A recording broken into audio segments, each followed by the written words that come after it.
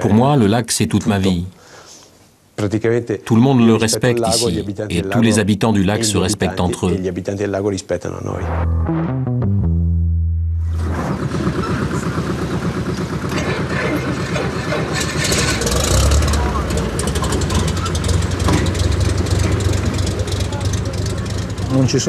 Aujourd'hui, il n'y a pas de problème. Le temps n'est pas très ensoleillé, mais les conditions sont favorables.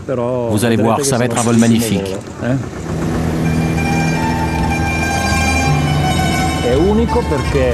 Vu d'en haut, c'est vraiment unique. On frôle les montagnes et du ciel, les lacs offrent une vue magnifique. C'est un véritable défilé d'images. Le paysage change perpétuellement. Au nord de l'Italie, au pied des Alpes, la région des Grands Lacs. L'un des sites touristiques les plus réputés d'Europe. Pour l'Italie, le chemin de toutes les invasions, une voie de passage historique, c'est par là que sont arrivées les troupes napoléoniennes. Mais aussi et surtout ces aristocrates fortunés, ces artistes qui vont faire la réputation de cette région. Au XIXe siècle, c'est une étape incontournable pour tous les romantiques. Stendhal, Liszt, Flaubert, Chateaubriand, tous vont séjourner dans ces palais, ces villas. Aujourd'hui, des millions de touristes marchent sur leurs traces. Au bord du lac de Côme, l'un des 7 grands lacs, la Villa d'Este. Un palais du XVIe siècle transformé en hôtel de luxe, mais pas n'importe lequel, l'un des 5 plus grands palaces du monde. Celui qui connaît le mieux la Villa d'Este est un Français. Jean-Marc Droulers a dirigé l'établissement pendant 30 ans. Discret, homme d'affaires averti, c'est lui qui a fait la réputation du palace. Chacune de ces pièces a accueilli un hôte prestigieux, et parmi eux Napoléon, car l'empereur aurait séjourné ici. C'est une pièce qui s'appelle la pièce Napoléon, parce que Napoléon a dormi partout, il a été partout, etc. Et c'est une pièce très caractéristique de ce qu'était la Villa d'Este avant sa transformation en hôtel, donc avec un plan de la Renaissance, on passe d'une pièce à l'autre, il n'y a pas de couloir. Cette pièce redonne un peu l'esprit de ce qu'était cette ville-là avant sa transformation en hôtel. Alors évidemment, pas toutes les pièces n'avaient cette qualité de décoration. Celle-ci est particulièrement remarquable.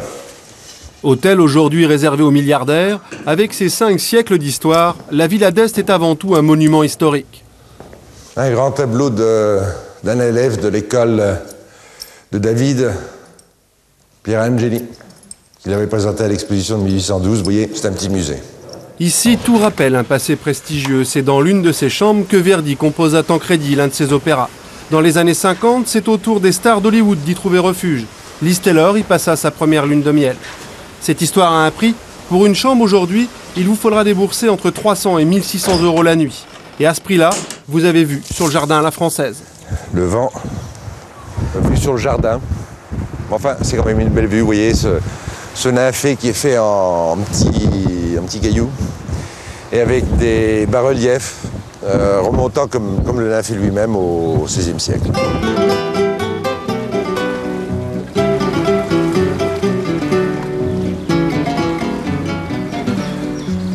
Ce lac a une particularité par rapport aux autres, c'est qu'ayant des rives escarpées, les propriétés ne sont jamais protégées par un mur, une haie, une file d'arbres.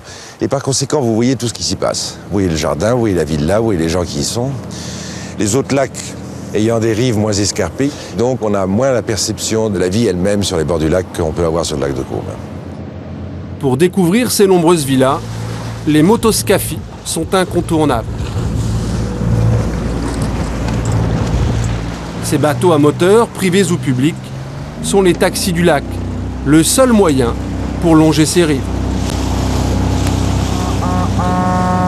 Comme tous les habitants de Côme, Tiziano est amoureux de son lac, il le sillonne depuis son enfance.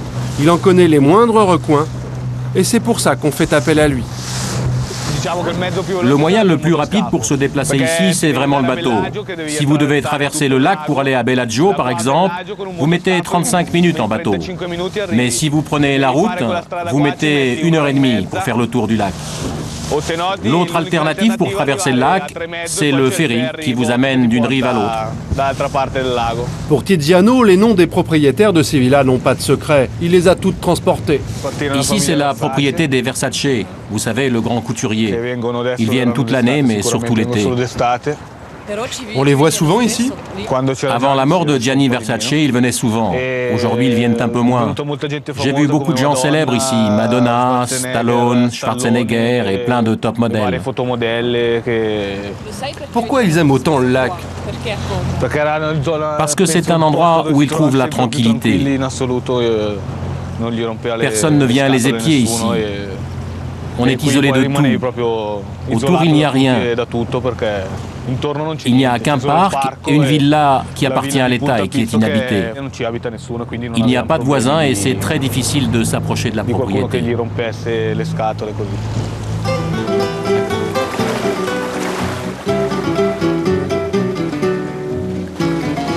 Refuge doré de la jet-set, les eaux tranquilles du lac de Caume sont aussi un haut lieu de la pêche professionnelle.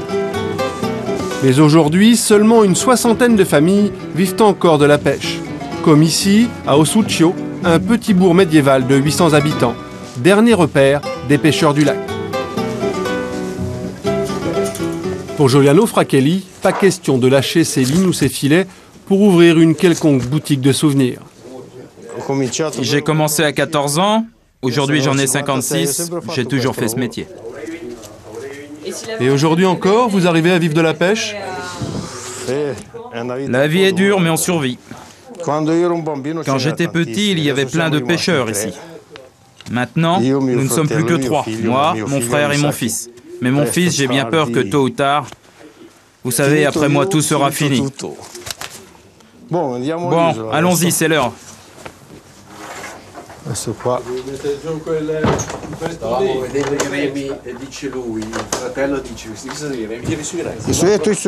Moi, je prends les rames, tu prends les filets.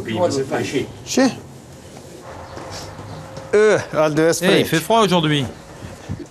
À Osuccio, comme partout sur le lac de Caume, le métier de pêcheur est codifié, réglementé. Ici, pas de moteur, mais des rames et des filets lancés à la main. Vas-y, rame. Sur le lac de Caume, c'est à la force des bras, à la rame, qu'on gagne sa vie.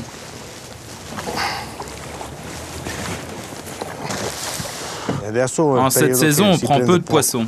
C'est la période de la fonte des neiges. Alors, comme l'eau est froide, il y a moins de poissons.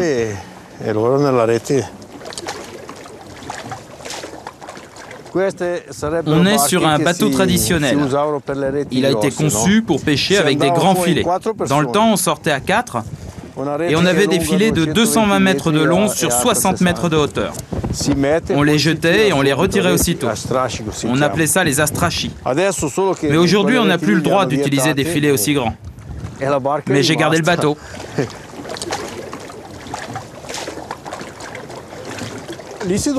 Avant, on dormait ici. Ça, c'est quand j'étais petit, avant qu'il y ait tous ces bateaux à moteur sur le lac. On dormait à 4 à l'avant sur un lit de feuilles. J'ai bien peur que dans 50 ans, il n'y ait plus un pêcheur sur ce lac.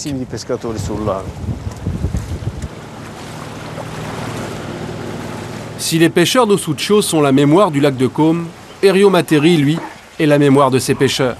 Depuis 4 générations, installé à Lezzeno, sa famille dirige un chantier naval un peu particulier. Elle fabrique la Lucia, l'embarcation traditionnelle, une sorte de camion du lac. Ici, vous avez tous les différents modèles de barques que nous avons construits.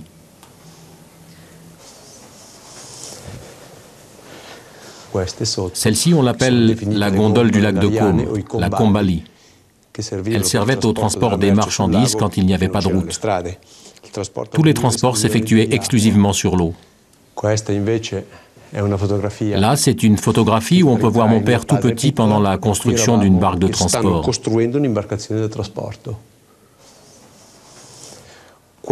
Là, c'est une photo du transport d'un tronc en acajou débité. Le tronc était trop long pour passer par la route, alors nous l'avons fait arriver par l'eau comme on faisait autrefois. Pour moi, le lac, c'est toute ma vie.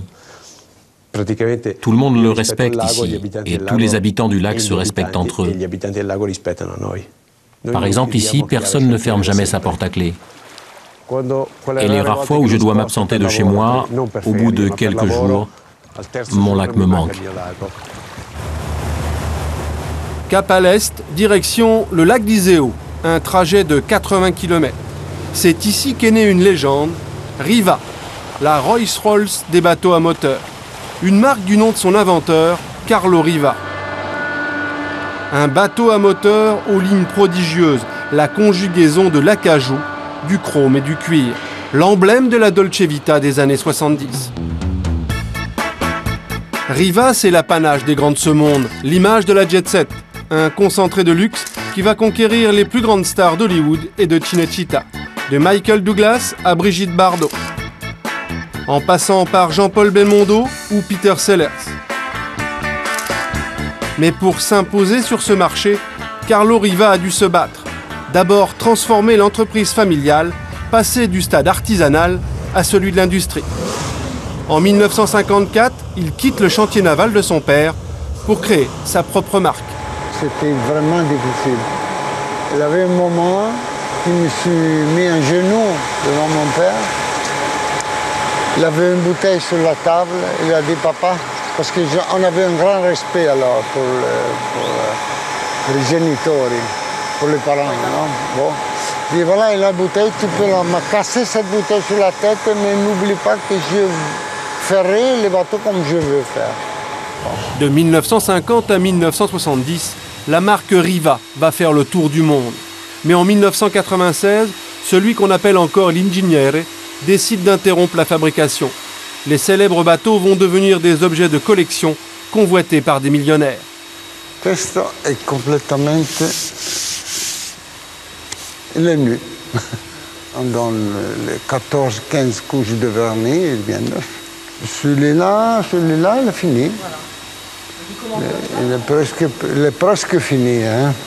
Voilà, il doit encore installer le moteur, l'électricité. Aujourd'hui, dans ce chantier, on ne fabrique plus. On restaure des bateaux qui se menaient entre 150 et 200 000 euros. Les méthodes n'ont pas changé. Pour une coque, 11 épaisseurs de bois précieux et jusqu'à 20 couches de vernis successives. Lui, c'est un ouvrier qui travaillait avant chez Ferrari. Eh oui. C'est vrai, hein? J'ai étudié l'art du vernissage à Milan. Et puis je suis allé travailler chez Ferrari. C'était votre rêve de travailler chez Riva? Oui, vraiment. Quand j'habitais ici, je voyais passer tous ces bateaux sur le lac. C'était vraiment merveilleux. Et je rêvais de pouvoir en fabriquer un. C'est mon rêve à moi, tout ça. Ce sont de petites merveilles. Vous avez demandé à monsieur combien des années il travaille dans le vernis. Il a dit 10 ans. Alors moi je dois répondre 60 ans, parce que je n'ai 78 et à 17 ans, je faisais les plans complets. J'ai encore les plans originaux, avec ma signature et la date, à 17 ans. Il n'y a pas une vis qui a été choisie par moi.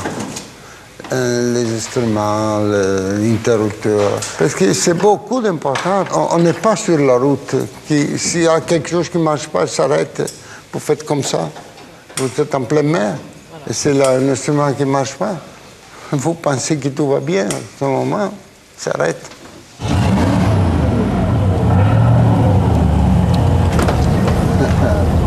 Je pense à mon amour. À votre amour? C'était le bateau.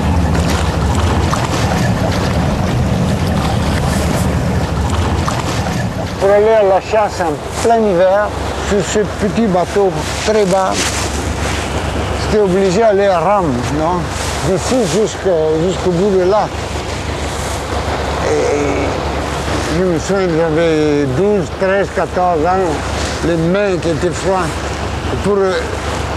Pour me faire chauffer les mains, il faut les mettre dans l'eau, parce que dehors, il avait moins 5, moins 10, et l'eau, elle était toujours 3 à 4 degrés. Vous êtes dit qu'il faut mettre des moteurs dans le bateau pour... C'est ça l'idée? Parce qu'on avait toujours à rame. Voir le bois qui a séché là-bas.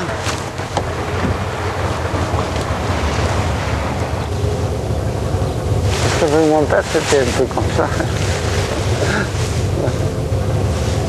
Ça vous fait toujours rêver de voir ça? Oui, encore oui. Non, c'est de la nostalgie. Un peu de nostalgie. À 1h30 de route, le lac de Garde. C'est le plus long des lacs italiens. Un patrimoine historique unique, le témoignage de 10 siècles d'architecture, du roman au gothique, en passant par la Renaissance.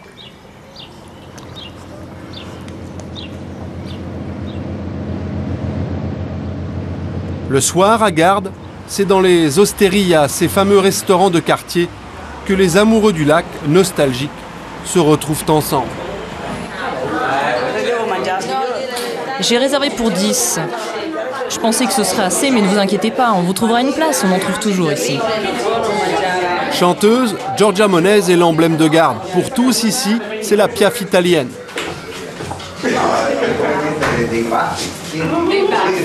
Je me rappelle que mon père nous mettait en scale, on dit comme ça parce qu'on était plus petits, et nous faisait chanter une chanson socialiste parce qu'il était socialiste. Su fratelli e su compagni. Et nous, moi, lui et l'autre frère, nous on chantait ça. Mais j'ai commencé, je crois que j'avais, je sais pas, j'ai étudié du piano à 6 ans. J'ai commencé à 6 ans. Et chanter, je ne sais pas, peut-être dès que j'ai ouvert ma bouche, je chantais. Bonsoir Luigi, c'est notre ami de Tori qui chante comme nous. Eh oui, c'est de la pâte avec tomates et piselli. Voilà, mais c'était très bon. Spécialité italienne. Fermo, c'était... Mon père, il avait une voix très belle, très... Comment est-ce qu'on dit? Avec le trémolo, tu sais. Beaucoup de trémolo, comme moi, parce que j'ai beaucoup de trémolo. Lui, il a du trémolo, et même l'autre frère, le plus jeune, qui n'est pas là. Giorgio, il n'a pas de trémolo, il a une voix tout à fait différente. Che si sentissi stanca di me, quello che basta all'altra gente non ti darà nemmeno l'ombra della perduta felicità.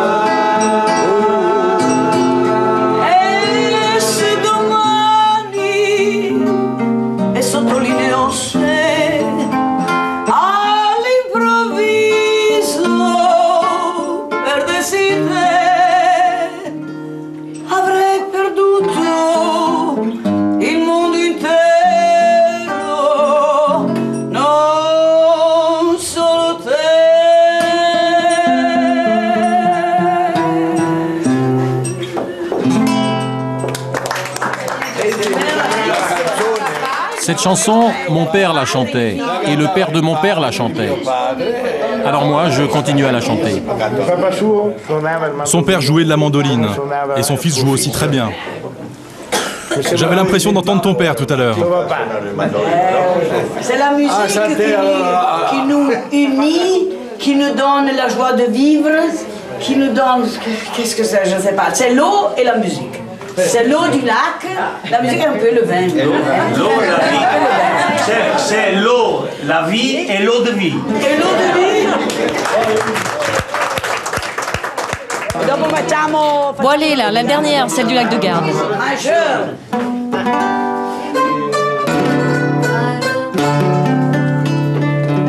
Vedendo i tuoi colori, esclama chi ti guarda, bellissimo sei tu lago di Garda, gli splendidi tramonti che incendiano lo sguardo, ce li hai soltanto tu lago di Garda, se arriva un forestiero, ai più di te si scorda, straniero in paradiso e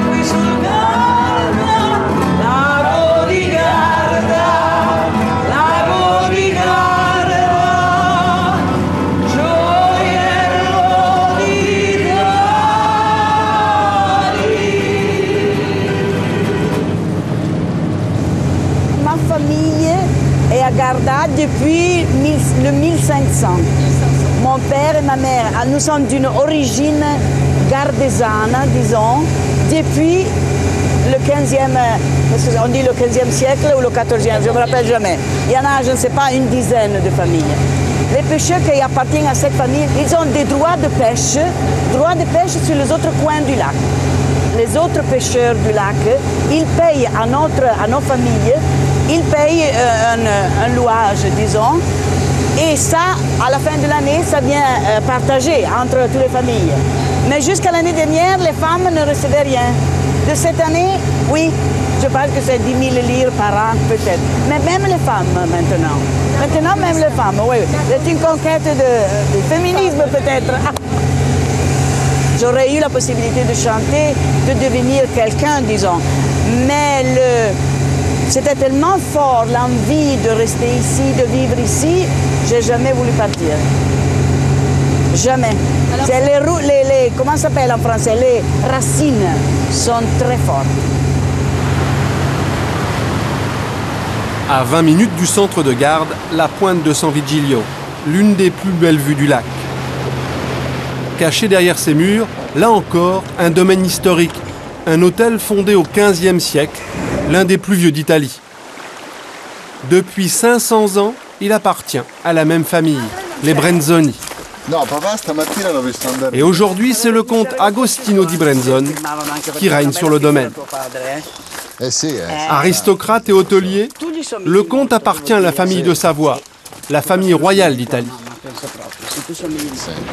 Dans cette maison, sur les murs, toute l'histoire de l'une des plus vieilles familles d'Europe. Ma grand-mère était la fille du roi d'Italie, donc je suis le neveu, voilà. Je pense. Ici, on a encore des choses qui étaient de la famille, voilà. Ça, c'est les choses de la reine d'Italie.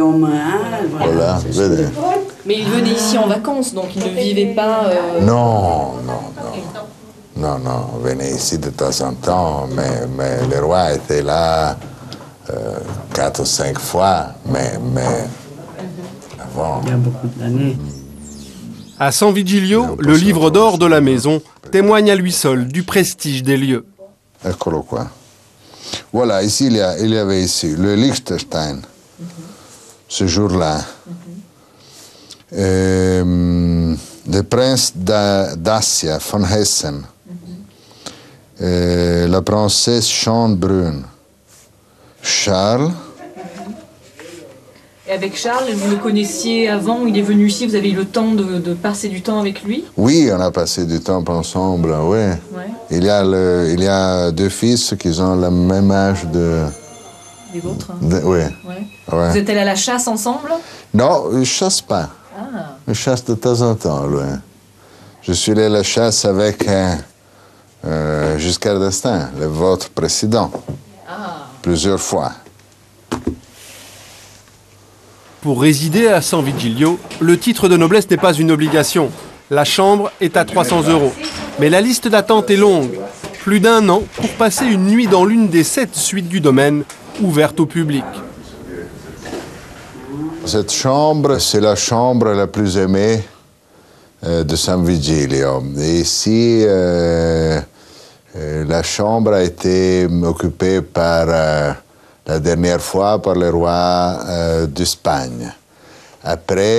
Avant, Churchill, il habitait ici, et le prince d'Angleterre, Charles d'Angleterre, il est resté ici et pour 5 jours, il y a quelques années, et il aimait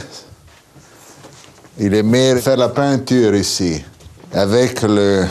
Comment on dit Avec le cadre. Oui, voilà. Qui faisait le lac de l'autre côté. Ouais. Je me souviens très bien ça. San Vigilio est un hôtel, mais c'est aussi une villa privée, avec notamment ce jardin exceptionnel situé juste au-dessus du lac.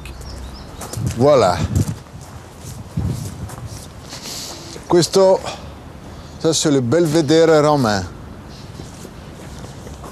Alors ici, il y a les empereurs romains, les têtes des empereurs romains, tout autour ici, qui nous regardent.